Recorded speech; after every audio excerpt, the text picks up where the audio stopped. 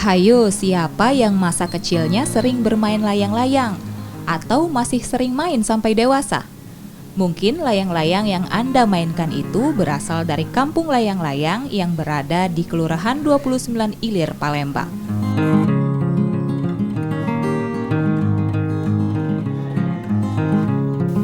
Mayoritas warga di daerah ini memang merupakan perajin layang-layang, salah satunya Pak Abayang.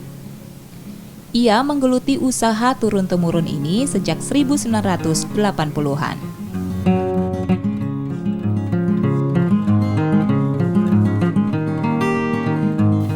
Proses pembuatan layang-layang cukup sederhana, menggunakan bahan utama kertas minyak dan bilah bambu sebagai rangkanya.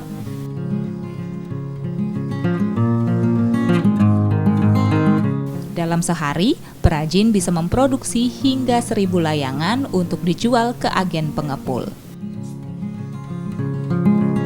Ya rata-rata lah buat layangan lah, dari sini sampai ke Sungai Tabar 2 sana buat layangan. Kampung layang-layang. Cuman kita yang paling lama di sini istilahnya kan.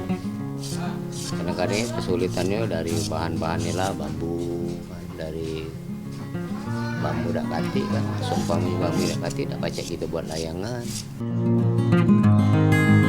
50 layang-layang dijual seharga Rp45.000. Penjualan biasanya semakin tinggi saat liburan sekolah tiba.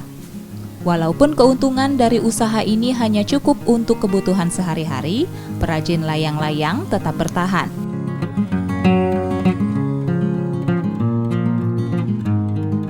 Ini menjadi bukti kemandirian ekonomi warga. Namun, usaha rakyat ini masih perlu dukungan dan perhatian.